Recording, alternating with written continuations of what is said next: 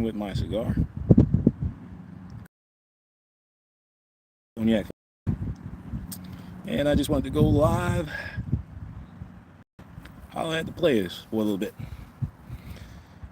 I hope everybody's doing well on this beautiful Saturday afternoon. I'm not going to keep y'all long.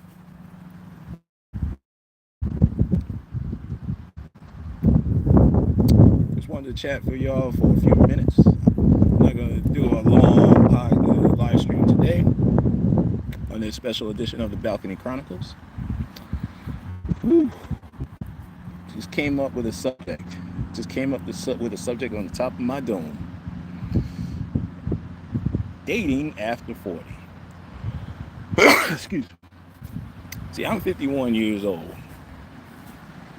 as all of y'all know. And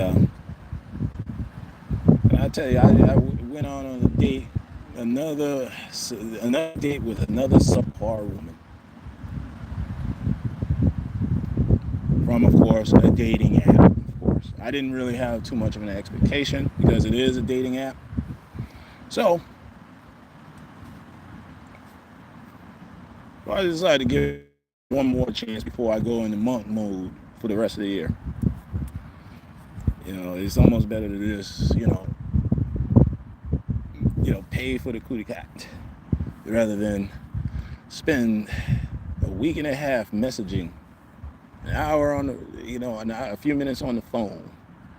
Then and I'm the person initiating contact throughout the week, setting up a date, planning the date, trying to get to that date. It's ridiculous. In this case, is actually ridiculous that a grown man have to date women like you're a teenager. It's ridiculous. I'm better off just playing golf or sitting on the land, and smoking a cigar and enjoying my Saturday on a beautiful day today and talking to you fellas out there. Those of you fellas out there that's still single at 40, 50, maybe even 60 years old, stay single, man. Stay single. Stop that dating nonsense. It's ridiculous. It is ridiculous.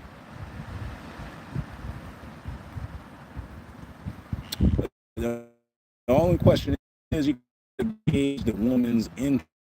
If the woman is really interested in you, then she will make the effort to contact you on a daily basis. She will check up on you.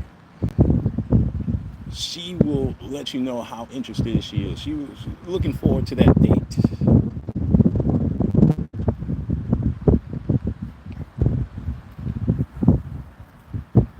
Not the other way around. You're not supposed to be calling the woman. You're not supposed to be checking up on her. You're not supposed to be doing all that nonsense. She should be very interested in you as a man. She should be wanting to get into your face on a daily basis. But, when you start dating old women, that's what happens. The old women, they have other obligations. They have another life. They have their own, especially if they have children, old adult children.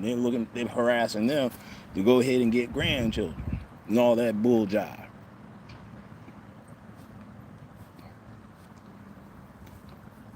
You know what I mean? She just want to get into your face, and that's fine. And that's how it's supposed to be. So anyway, I went on this date with a subpar woman, all tatted up, Caucasian woman in her 50s. Of course, and listen. And for all the crap that I was talking about black women, I can say the same thing about white women, Hispanic women, Hindu women, Asian women, South Asian women. They're all the same. It's just a different level of crazy you have to deal with. That's all. It's just a different level of crazy you have to deal with. That's all. If you want that level of crazy that you're not used to, go experiment. Go ahead, knock yourself out. me, I'd rather be playing golf. I'd rather just travel a little bit. I'd rather be a passport bro than go out on another date.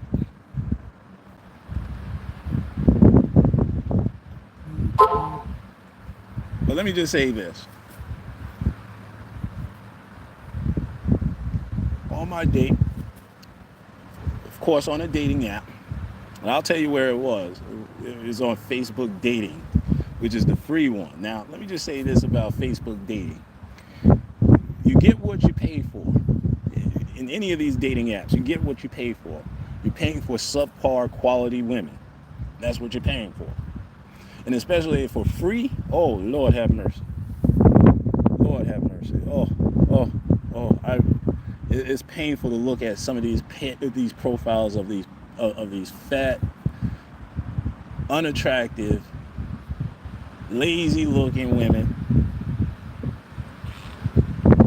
burnt-out looking women that's looking for a man, that's looking for that 6-foot-tall, good-looking, pearly white teeth brother that has a 6-figure job and has his stuff together. When in actuality, this woman don't have her life together. Now, of course, this was a Caucasian broke. She was a brokey, and she sounded a little bit interested, but I was the only one. Like rule number one, I was initiating phone calls, texts every day. So she was like and she was a teacher, so she had a lot of time to call, pick up the phone, text, whatever, if she was interested. But it just sounded like she had another guy on her mind, which is all right. That's why I don't really date that much anymore. I don't see why it's worth it. Like I said, I'd rather just go to Colombia and get one of those hookers, or Brazil to get one of those hookers for $50. And as Cameron says, man, you just have to back the truck up and load up the truck. At $50 a pop.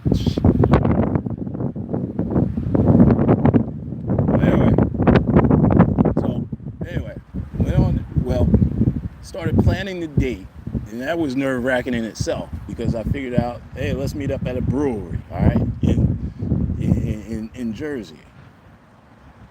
So it's like in central Jersey, which is like an hour and a half away from where I live, all right.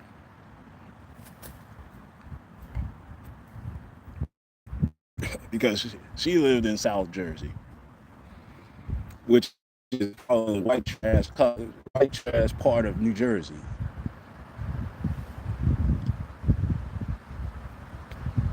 So decided to plan. We decided to go, and we decided to go on a Sunday, right? So I went down there. I drove my happy ass an hour and a half all the way down to central New Jersey, right in Trenton.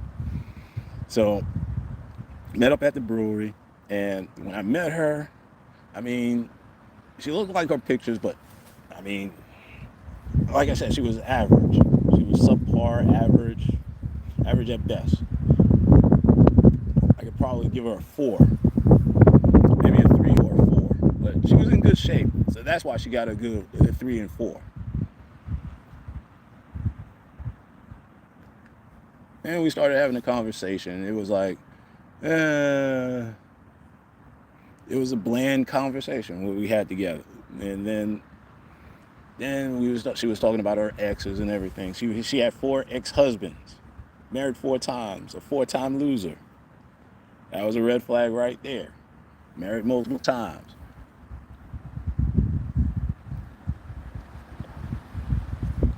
That was a red flag right there. And I noticed that she was always projecting. She's a projector. She was projecting her insecurities onto me because when I was telling her about my ex, I went into the Cliff Notes version of the bitch messed me up series. Which I took down because that wasn't so manly. And she was like saying, I've never taken accountability for my actions. I'm like, that was 20 years ago, bitch. That was 20 years ago.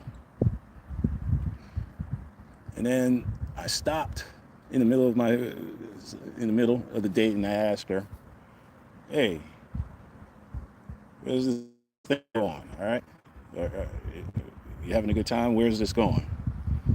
She was like, "I don't think we're a match." All right, so, and I'm like saying to myself, was it a match before she went on this date, agreed to go on this date, or after, 5 minutes after? Because I can tell 5 minutes after, when a woman meets you, is in your sights 5 minutes after meeting, she's not willing to drop the drawers for you. And if she's not willing to drop the drawers for you, she's just going to string you along. She's going to continue stringing you along on another date and another date and another date. So, I wanted to get that out of the way. And then she was like giving me this pep talk about, oh, you're a nice guy and this, that, which I'm not a nice guy. If she really knew me, I'm not a nice man. I'm not a nice guy. I'm just a respectful guy, but I'm not nice.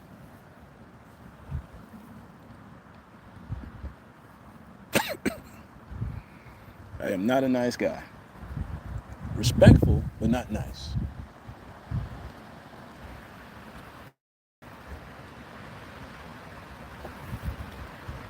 She started loosening up a little bit. She was like, oh, we wearing the same sweater. Blah, blah, blah, blah. And I was like, whatever. So we was already 2 drinks in, you know.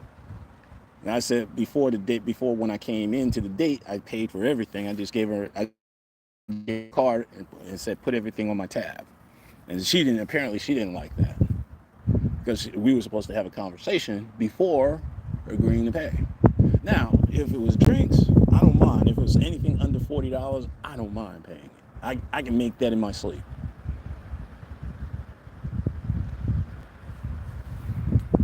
But that's probably why she thought it wasn't going to be a match. She already had it in her mind that it wasn't going to be a match. So I just sat there. I didn't really say much. I gave one-word answers, and then the bartender came by and asked, "Hey, do you want another drink?" I said, "Yeah, I'm going to get another drink." And that's exactly what I did. I ordered another beer. And then she was like looking all crazy and said, "Oh, uh, do you want me to stay?" And I was like, "You can do whatever you want to. I'm leaving. I'm leaving after this drink." And then she started feeling all bad and everything. She started feeling bad. She started saying to herself, "I feel like an asshole. I feel so sad because you rejected." And I was like, "You rejected me, so why are you feeling bad? You wasn't interested in me. You just now tell." I think she felt bad because she told me what she really wanted to tell me a week ago, but she decided to tell me in my face. I respect. I didn't go in. I didn't go into nigger mode. I didn't cuss the bitch out. I didn't cuss the bitch out or anything like that. She was expecting that because that's what a lot of men do. But that's the weak side of it, showing your manhood, man. That's not being manly. That's being weak. You never want to cuss a bitch out. You never want to cuss her out, especially because she's just telling you how she felt. She can't help that. Not everybody's gonna like. Not everybody's gonna like talking crazy 88, and that's fine. I'm cool with that. But my time is much more valuable than her time. A man's time is much more valuable than a woman's time. And I'll go into it deep on the next podcast, but I just wanted to share that with the fellas out here, because I got some family that's coming by in a few minutes. Well, I'm at a family member's house. So I wanted to just go ahead and check in with you fellas out here, have my cigar, and check in. I'll go into it next week on the Balcony Chronicles, that a man's time is much more valuable than a woman's time. All right? And that's going to be a part 2. All right, folks. Well, I got to run. This is Talking Crazy 88, signing off. And black men, let's be careful out there, all right?